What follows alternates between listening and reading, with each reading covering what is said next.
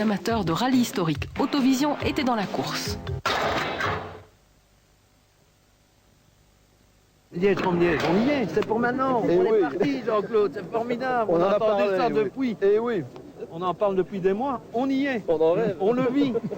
Jim Clark, quand il a commencé avec ce moteur-là, il a tout gagné à l'époque.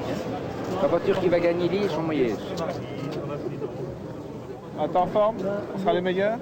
On est des jeunes nous dans l'ombre.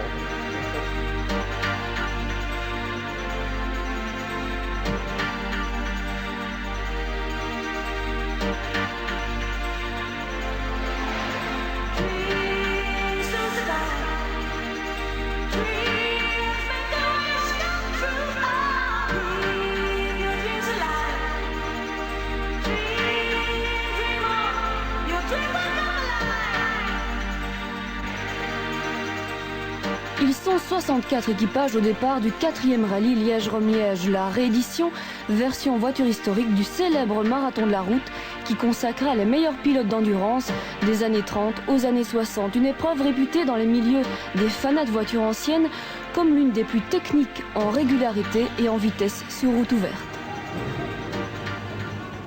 Alors là, un équipage qui me tient tout particulièrement à cœur, qui est équipé en plus de ça... Défi lancé par Autovision et Radio 21, l'engagement d'une MGB Roadster de 1800 cm3 datant de 1964. Tout au long du parcours, le pilotage sera confié à quelques vedettes qui n'ont pas peur de mouiller leur maillot.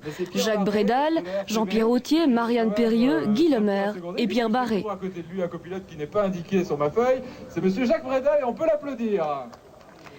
Départ le samedi 10 septembre de Liège, direction Besançon par le chemin des écoliers, soit une première étape de 750 km traversée des Ardennes, courte liaison autoroutière entre Luxembourg et Nancy et ensuite l'attaque des Vosges, arrivée de nuit à Besançon.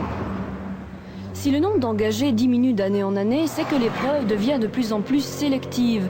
Une compétitivité qui avantage les voitures des années 60, plus agressives et adaptées à des préparations courses. Attrait aussi des anciens pilotes de rallye modernes qui retrouvent en historique le plaisir du pilotage. Plus d'un tiers des concurrents ont un palmarès en rallye nationaux, inter, championnat d'Europe ou championnat du monde. 48. 48, c'est bon. Et c'est bien là l'intérêt du Liège-Rome-Liège, permettre à des amateurs comme Jacques Brédal de se frotter au gros bras. Alors, 900 mètres. Une épingle à droite. L'histoire de la voiture 21 est étonnante. C'est Pierre Barré, réalisateur d'Autovision, qui l'a achetée dans un petit garage à Liège. Elle appartenait à Jacques Brel, qui l'y avait abandonnée suite à une panne de frein pendant le tournage du film Far West. Une voiture offerte en cadeau par sa femme après son terrible succès à l'Olympia en 1964.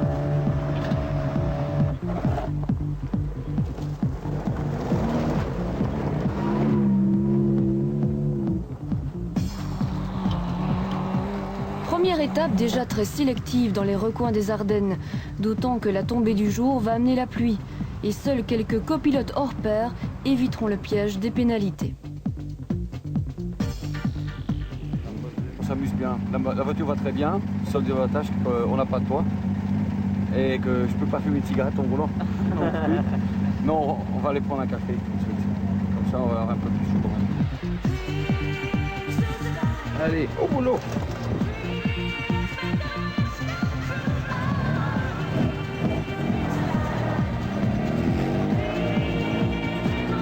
Là, tu es resté au volant toute la journée. Est-ce que c'est envisageable de copiloter? Non, honnêtement non, parce que ça c'est vraiment une technique épouvantable. Il faut être aux trois quarts comptable et pour le quart restant un petit peu de vin. Comme ça, je suis absolument incapable de faire ce genre de choses. Le volant, ça va, je me débrouille, paraît-il. Très bien. Mais là, avec tous ces petits compteurs et toutes ces petites lampes qui clignotent, non, impossible, je ne pourrais pas.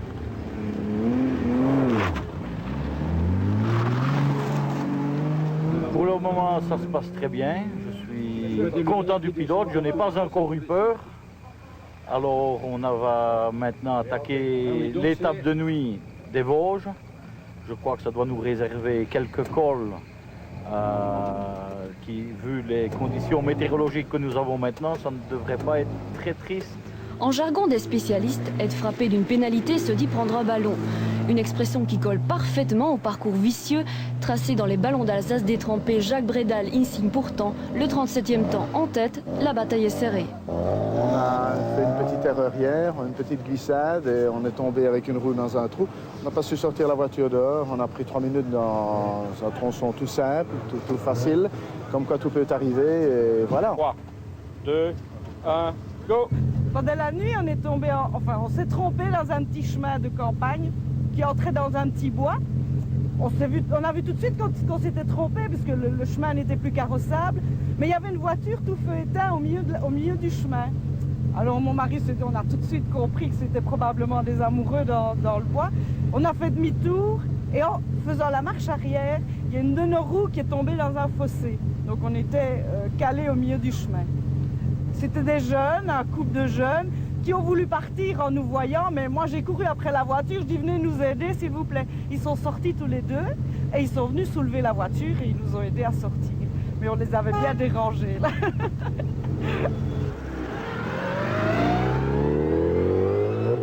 Ça s'est passé très bien, je crois, pendant la journée, un petit peu moins bien pendant la nuit, parce que là on découvre qu'on n'est pas un pilote de rallye, qu'on n'a pas du tout l'habitude de ce genre de conduite, et puis il y a la fatigue qui joue. Enfin, on a été moins bien la nuit qu'on avait été pendant la journée. Allez, bonne chance! Dimanche 11h, Jacques Bredal cède la place à Pierre Barré. Après une courte nuit, la deuxième étape va conduire le rallye de Besançon à Chambéry, soit 350 km direction la Savoie. Parmi les voitures engagées dans l'épreuve, une MGA de 1959. Une auto-union DKW 1000 de 61. Une Porsche 356A de 1957. Une auto-union 1000 SP de 65. Une Ford Cortina de 1965 également. Une Austin Hillet MK2 suivie d'une Mini Marcos et d'une Citroën DS Ricou. Le coût de l'engagement d'un équipage sans le logement se monte à 55 000 francs. Chaque soir, la caravane du rallye vit le même scénario. Les concurrents attendent avidement leur classement. Et le débat est ouvert en l'absence de Didi, vainqueur des 3 premières éditions. 10e seconde.